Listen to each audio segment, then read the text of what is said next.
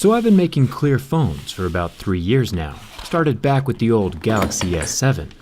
Lately we've had a few manufacturers jump on the transparent phone bandwagon with me, which is totally awesome. I think it's super cool. HTC made one, and now Xiaomi's released the Mi 8 Explorer Edition. This one caught my eye because its transparency might not be the real deal. It might all be a facade. The only way to find out for sure was to get one for myself. Huge thanks to NordVPN for sponsoring this video. Let's get started.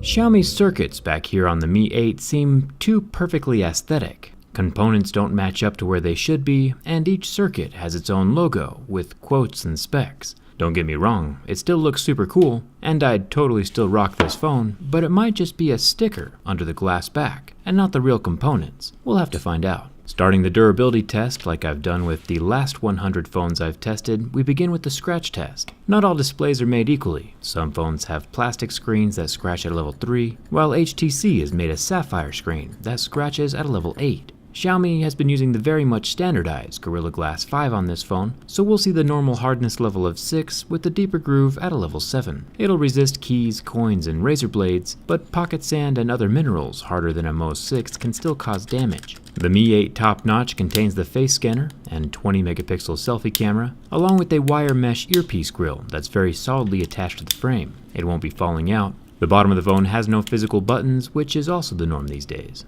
Let's get a closer look at that back panel. Seriously, one of the coolest looking phones I've seen in a while, even if it does just end up being a sticker. None of the printed words or logos are on the exterior of the glass, and therefore can't be scratched off. Everything is underneath. The Xiaomi Mi 8 does have dual cameras, and they're doing it right, with both a normal lens and a 2x optical zoom lens combo. The dual LED flash is plastic.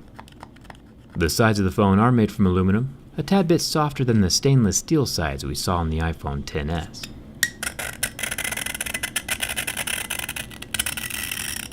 They are covered in a thin layer of paint, so the silver will start showing through if it ever gets dropped or accidentally scratched. The power button is painted red and still made from metal. Nice little accent to an already good-looking phone. The volume rocker is also metal.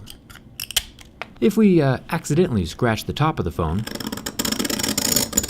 we get more metal. Xiaomi has had plastic end caps on their phone in the past for signal transfer.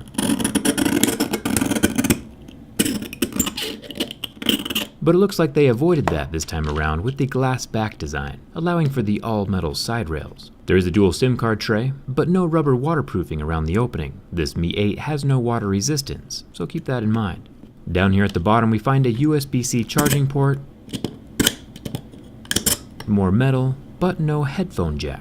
It's interesting that companies yelling innovation the loudest usually have the least amount of features. Xiaomi has plopped a 6.2-inch 1080p HDR10 notched AMOLED display on the Mi 8, meaning that if we add a little heat, it'll turn white. Now lately with the Note 9 and the iPhone X, we have had AMOLED screens recover after the flame is removed, but after 15 seconds this Mi 8 remains burned, and the pixels do not recover, even when the screen is turned off. One thing I forgot to mention is that this phone does have an in-screen fingerprint scanner, which is pretty awesome. So far we've only seen this tech on Vivo phones, so it's good to see the in-screen fingerprint hardware expanding to other manufacturers. Thumbs up for that. Apple's gonna be pretty pumped when they invent this tech in a few years. Now for the bend test. Sometimes bending a smartphone is the quickest way inside, like with the Mi 5 back in the day shattering completely in half. This time around though, even with a hefty amount of force applied from both the back and the front of the phone, the Explorer Edition remains solid and intact. It has a slight flex to the frame, but nothing permanent remains when the pressure is released. We still need to get inside though. Lucky for us, with no IP rating, the glass should pop off relatively easily, which needs to happen if we're going to investigate those circuits. A little bit of heat to soften the adhesive and a slight bit of persuasion with my razor knife and metal pry tools, and the back glass starts coming off. The adhesive is only around the edge of the transparent glass, so whatever material lies underneath is not stuck to the glass directly. You can see the way the glass fades from transparent to black around the edges to kind of mask the adhesive holding the glass down. This looks awesome, and hopefully we see more of it in the future. Now for the guts. From the outside, it looks like this Explorer Edition had a carbon fiber layer over the 3000 mAh battery, but in reality, it's just a vinyl sticker. Now, I'm not going to say I invented putting stickers on batteries, but we kinda did do it first with the OnePlus 6 before the Mi 8 was even announced. Either way, it still looks cool.